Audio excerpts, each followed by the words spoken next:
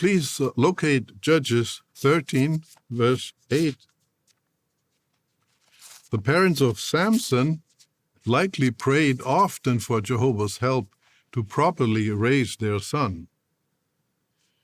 Verse 8 says, Manoah pleaded with Jehovah and said, "Pardon me, Jehovah, please let the man of the true God whom you just sent come again to instruct us about what we should do with the child who will be born." If you parents do the same, Jehovah will answer your prayers through the scriptures, Bible literature, or possibly by means of a congregation meeting. Additionally, being consistent with family worship is vital to reach the heart of one's child. It is true that it takes some planning and absorbs some of your time each week.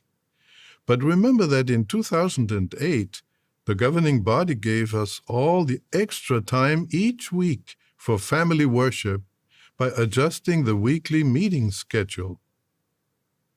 A brother from Portugal wrote, "Aside from family worship, my father had a separate Bible study on a different day with each of us 3 children.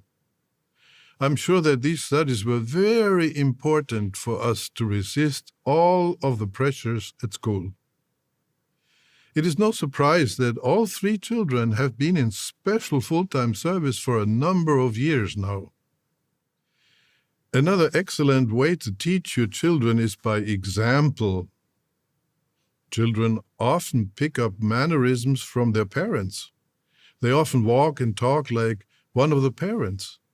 But they also pick up on godly personality traits and attitudes. So be the kind of person that you want your child to be. Isn't that what child indoctrination is in a nutshell? Just those last few words there are perfectly describing how religion works in terms of being passed from one generation to the next. You could say those same words that Gerrit Lösch has just said about any religion, couldn't you?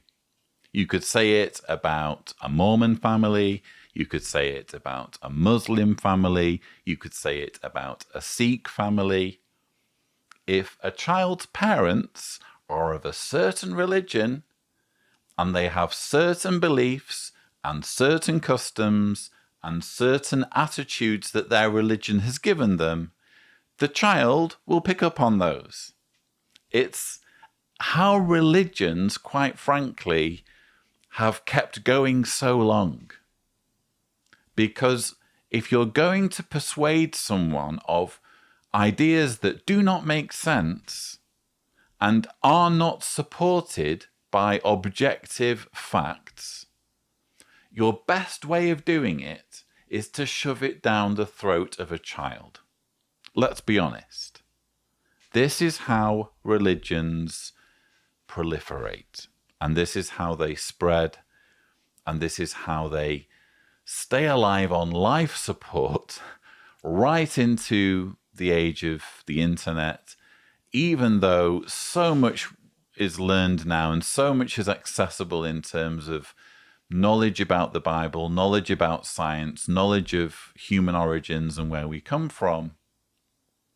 But none of that really matters when children are having their heads crammed with information. Gerrit Lösch here referring to the verse in Judges where Manoah says, "Please let the man of the true God whom you just sent come again to instruct us about what we should do with the child who will be born." That's the sort of attitude, clearly, that Gerrit Lösch wants parents to have. Gerrit Lösch and the rest of the governing body want parents to come to him and the rest of the governing body and say, "Tell us how to raise our kids."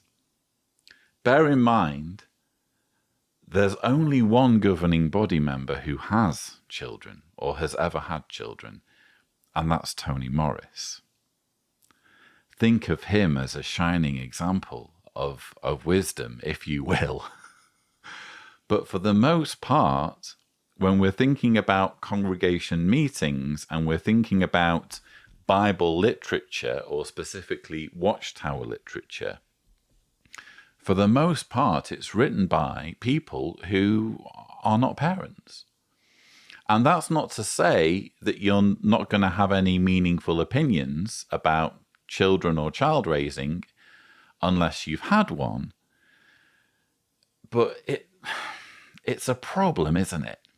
When you have an organization with a very clear agenda of self-preservation, of pushing its dogma.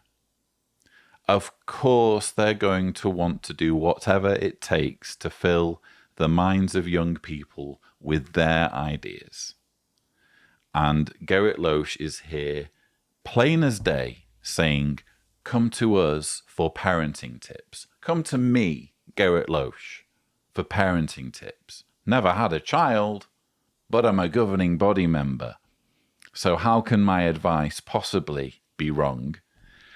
And I found it very interesting when Gerrit Lösch said the following. But remember that in 2008, the governing body gave us all the extra time each week for family worship by adjusting the weekly meeting schedule. So Gerrit Lösch is here talking about family worship as being, quote, vital to reach the heart of one's child.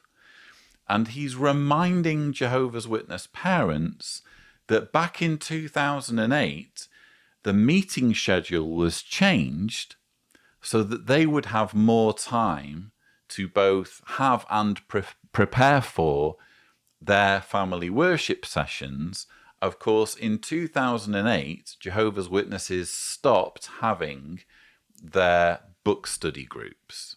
So it used to be 2008 or earlier than 2008, that you would meet once a week in a small group, typically in someone's home, maybe a dozen or so people, and you would meet together to discuss a certain Jehovah's Witness publication. And this was in addition to going to the Kingdom Hall twice per week. So in my own case, on a Tuesday night, we had our book study. For a while, we even had it in my own house. On a Thursday night, we'd go to the Kingdom Hall. And on a Sunday morning, we'd go to the Kingdom Hall. But in 2008, they stopped having the book studies. So most Jehovah's Witnesses, I know speaking for myself, it was like, finally we have a little bit more time to ourselves. But the idea was, this isn't really time for yourselves. You need to be using this time to do more studying, especially when it comes to family worship. If you're a family head, you should be using this extra time so that you can prepare the family worship sessions, the basically child indoctrination sessions for your family. That's just the context for those of you who don't know what's being talked about here, because I know many who follow the channel have never been Jehovah's Witnesses. I just find it fascinating that Gerrit Lösch credits not Jehovah or Jehovah's organization for this change. He credits the governing body for this change and literally says, don't forget, the governing body gave you all more time. But remember that in 2008, the governing body gave us all the extra time each week for family worship by adjusting the weekly meeting schedule. Now, there are two things about this that I find fascinating. First of all, the message here is being given to Jehovah's Witnesses that they have been gifted extra time. So in other words, worship isn't optional. It's not your choice as to how many meetings you attend or how frequently you attend meetings throughout the week. That's been decided for you. So if a meeting ends for whatever reason, or they go from 3 meetings to 2 meetings, You are being given time. It's not your time. You've been given the time graciously by the governing body. Doesn't that say so much about the extent to which Jehovah's Witnesses' lives are controlled? Their time is not their own. Their time is dictated for them by the governing body so that it can be said by a governing body member, don't forget, we gave you more time. Back in 2008. Remarkable, isn't it? There's just so much arrogance at this point and so much complacency about how this language comes across that they're just open about it. Oh yeah, we gave you. This was our time to give you. It wasn't your time. You are our followers, and we will decide, thank you very much, how you spend your time. The other thing is crediting the governing body as bestowing this gift rather than referring to Jehovah. Wasn't this a problem for Moses? It reminded me of the verse in Numbers chapter 20, verses 10 through 12. Then Moses and Aaron called the congregation together before the crag, and he said to them, "Hear now, you rebels, must we bring out water for you from this crag?" With that, Moses lifted his hand up and struck the crag twice with his rod, and much water began to pour out, and the assembly and their livestock began to drink. Jehovah later said to Moses and Aaron, "Because you did not show faith in me and sanctify me before the eyes of the people of Israel, you will not bring this congregation into the land that I will give them." And this whole thing with Gerrit Lösch saying the governing body has gifted you this extra time, it reminded me of this, because wasn't this exactly what Moses was punished for? Moses wasn't allowed to enter the promised land because he struck the crag and the water came out, and he took credit for himself. He didn't say, Jehovah is giving you this water. He said, must we bring out water for you from this crag? And as a result of just doing that, just saying the wrong thing on that occasion, Moses didn't get to enter the promised land. He disappeared. He conveniently died just before. Was he whacked? I don't know. But he died and Joshua took over. Well, isn't that more or less what Gerrit's just done? Shouldn't he be saying, if he's being, true to what he believes and true to what Jehovah's Witnesses believe, we must remember, of course, that Jehovah gave us more time. Jehovah's organization arranged for Christians to have more time for research. Something along those lines. Instead, it's all about the governing body.